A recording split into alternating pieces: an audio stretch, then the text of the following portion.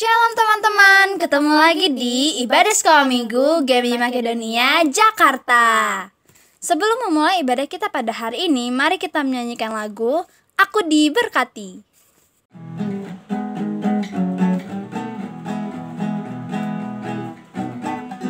Aku diberkati, sepanjang hidupku diberkati.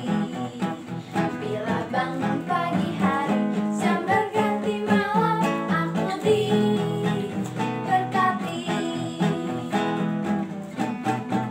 Aku dikasihi, sepanjang hidupku dikasihi. Bila bangun pagi hari, siang berganti malam, aku dikasihi. Aku diberkati, sepanjang hidupku diberkati. Bila bangun pagi hari, siang berganti malam, aku diberkati.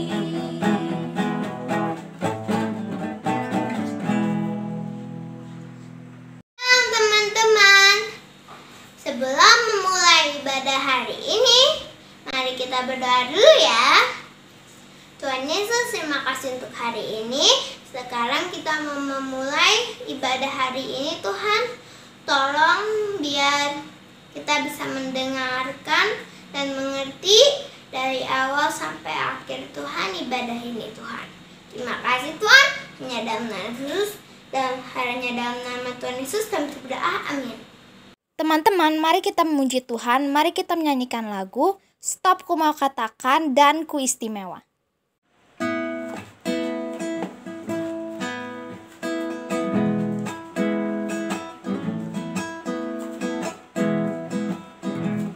Stop, ku mau katakan apa yang Yesus buat bagiku. Stop, ku mau katakan apa yang Yesus buat bagiku. Ampuni dosaku dan selamatkan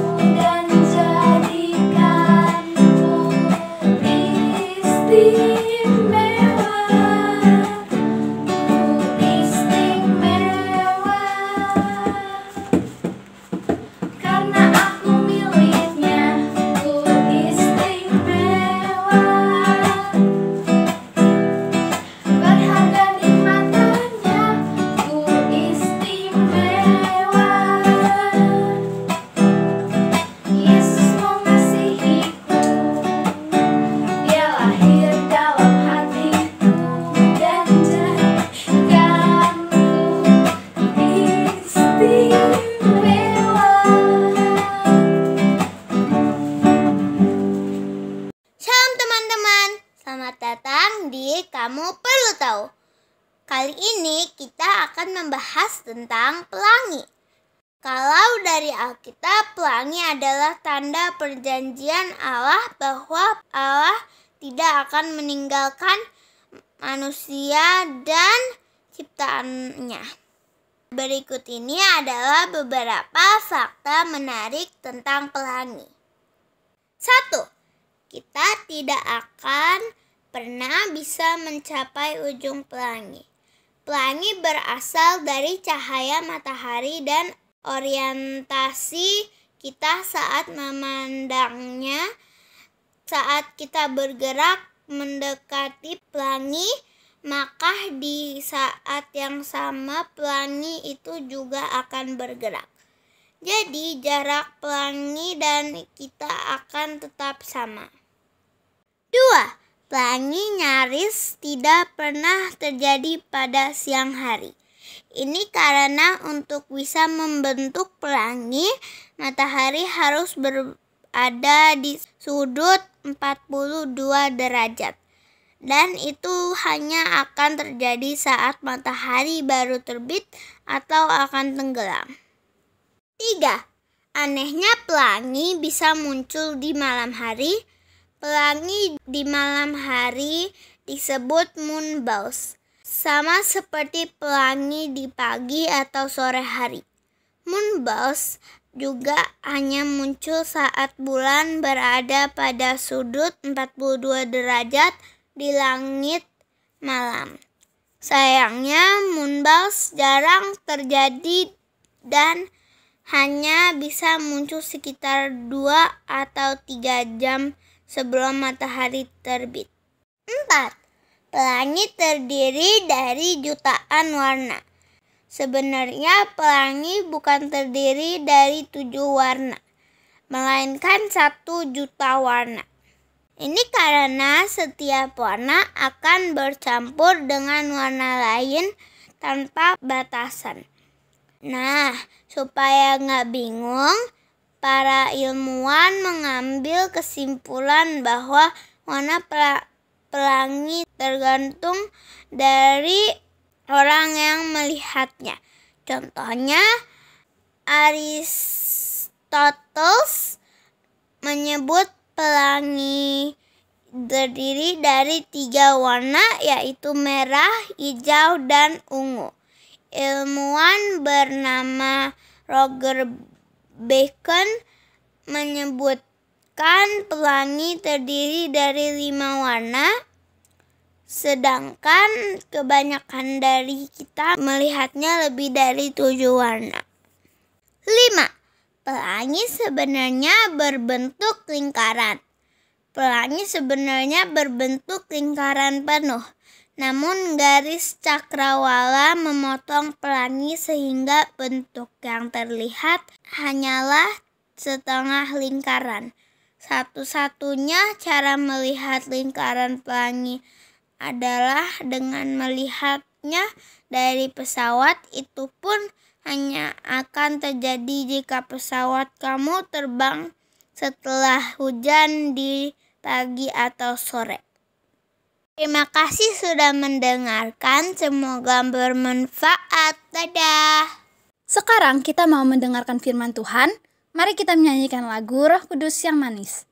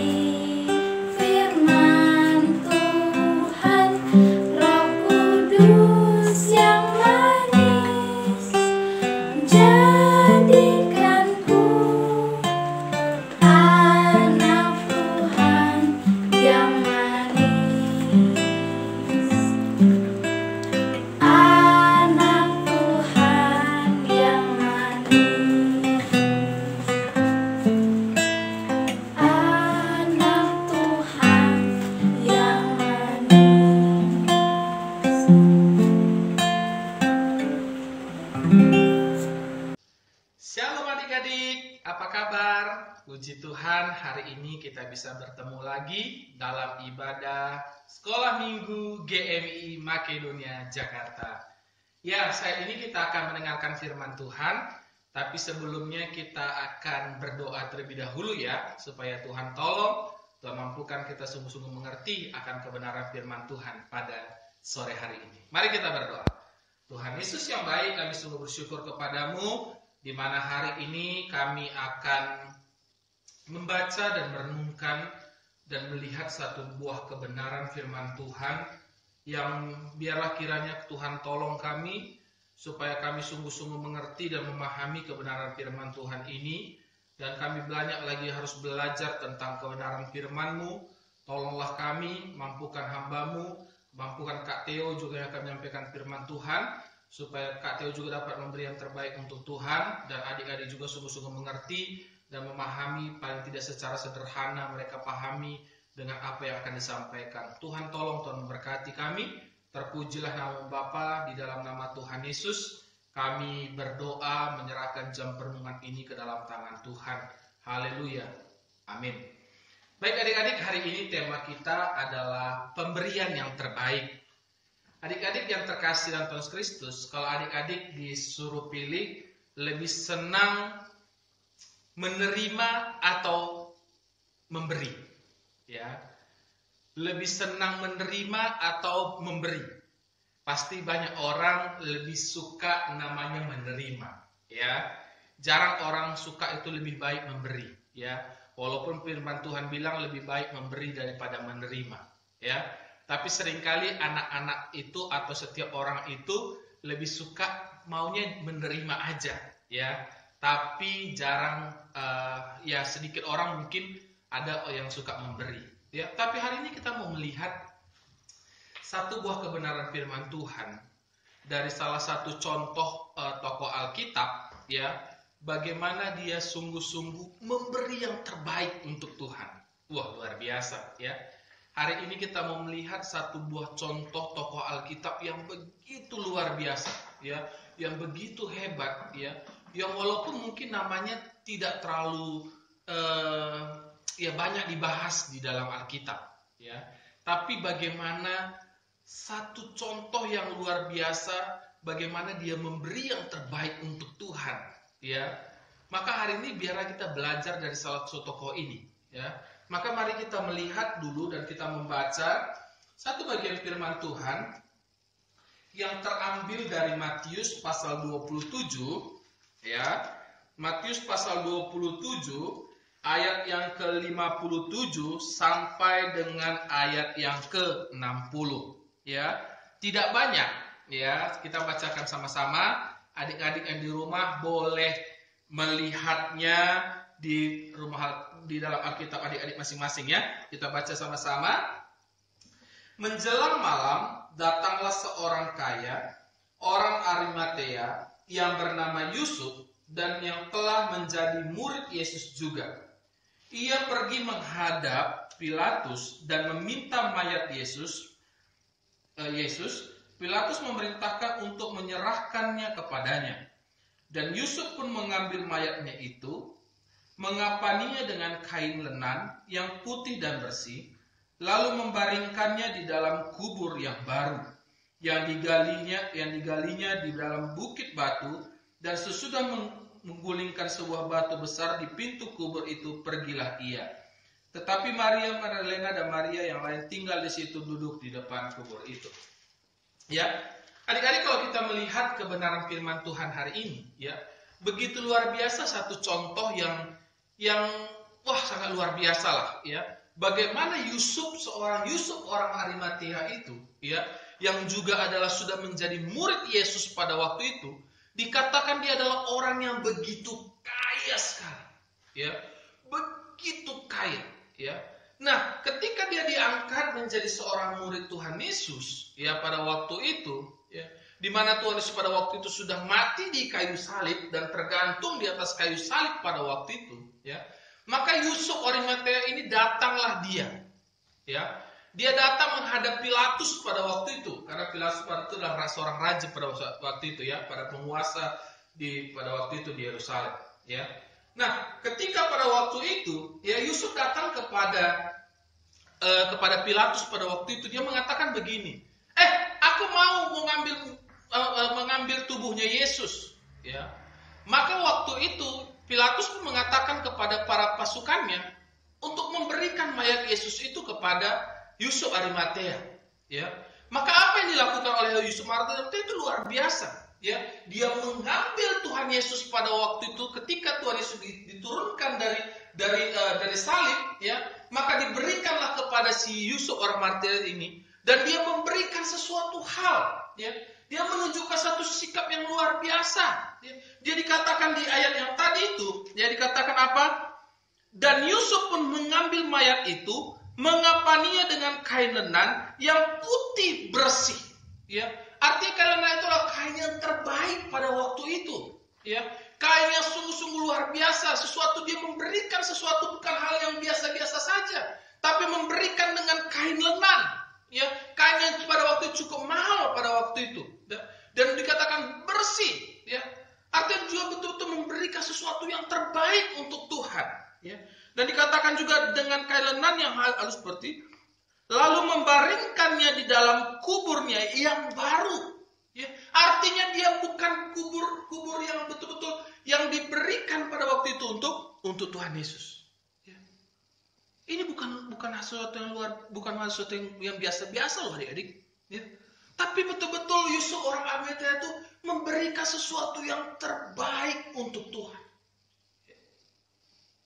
Kalau hari ini kakak tanya kepada adik-adik semua yang di rumah, apakah yang sudah adik-adik, apa yang bisa kita berikan hari ini untuk Tuhan? Ya.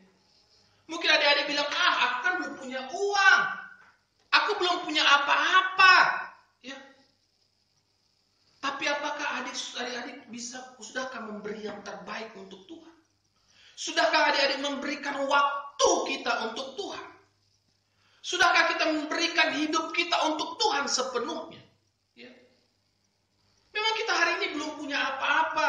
Hari ini mungkin kita belum bisa memberikan sesuatu untuk Tuhan dengan apa yang kita miliki. Ya. Tapi apakah adik-adik sudah memberikan waktu kita untuk Tuhan? Untuk mendengarkan firman Tuhan tiap hari Minggu dalam ibadah sekolah Minggu GMI Makedonia? Sudahkah kita memberikan hidup kita untuk Tuhan? Ya. Sudahkah kita memberikan waktu kita untuk berdoa datang kepada Tuhan? Sudahkah kita memberikan waktu kita untuk membaca firman Tuhan? Ya. Jadi jangan adik-adik pikir, saya belum punya sesuatu, ya, yang bisa saya berikan kepada Tuhan. Tapi kita mempunyai waktu-waktu khusus yang harusnya kita berikan untuk Tuhan. Ya. Kita harusnya bisa betul-betul memberikan hidup kita untuk mencari Tuhan. Kita belajar dari Yusuf Arimatea ini. Dia membuat sesuatu untuk Tuhan itu bukan hal yang biasa-biasa. Tetapi memberikan sesuatu untuk Tuhan itu hal yang luar biasa. Tidak setengah-setengah. Nanti aja lah kak. Masih bisa kok. Ini kan YouTube. Nanti masih bisa diulangi kok. Nanti masih bisa lagi kita putar. Malam-malam juga bisa kita nonton.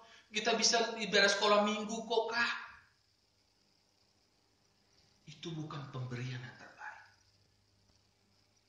Harusnya kalau kita memang mau memberi yang terbaik untuk Tuhan, kita berikan waktu kita. Kalau waktunya ibadah sekolah minggu jam 5, kita harusnya jam 5 sudah ibadah. Bukan nanti. Nanti aja lah kak berdoanya. Nanti aja lah kak baca firman Tuhan malam. Udah ngantuk. Tidak jadi baca firman Tuhan.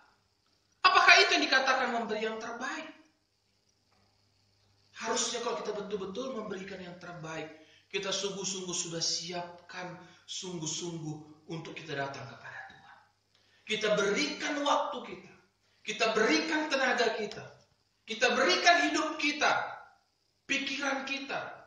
Untuk Tuhan. Ya. Bukan kita lebih banyak memberi waktu kita untuk main game. Bukan. Ya. Mana lebih banyak waktu kita beri? Lebih banyak memberi untuk main game Atau lebih banyak kita untuk berdoa dan mendengar firman Tuhan? Ayo, mana adik-adik?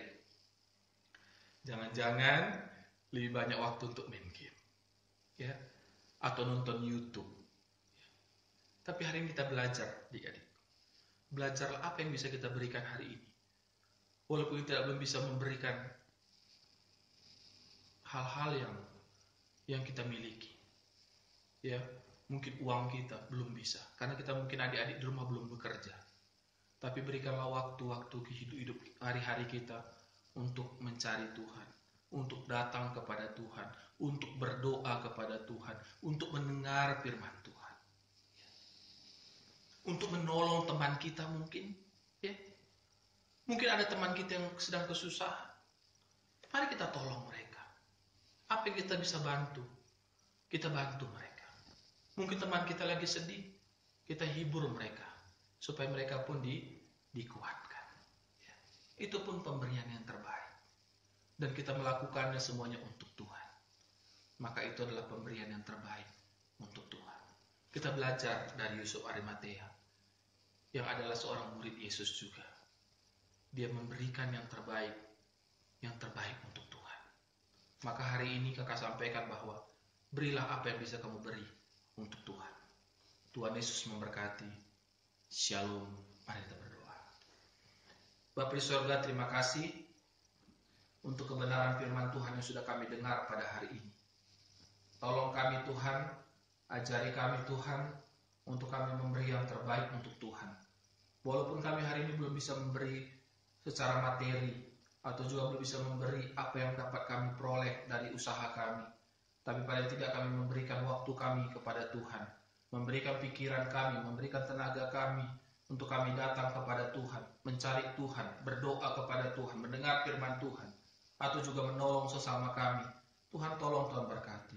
Biar apa yang kami perbuat semuanya untuk Tuhan, dan untuk kemuliaan nama Tuhan, dan semua memberi yang terbaik untuk Tuhan. Terpuji nama Bapa. Di dalam nama Tuhan Yesus kami mengucap syukur dan berdoa untuk kebenaran firman-Mu. Di dalam nama Tuhan Yesus kami berdoa. Amin. Baik adik-adik, Tuhan Yesus memberkati. Tetap semangat, tetap beri yang terbaik untuk Tuhan. Amin.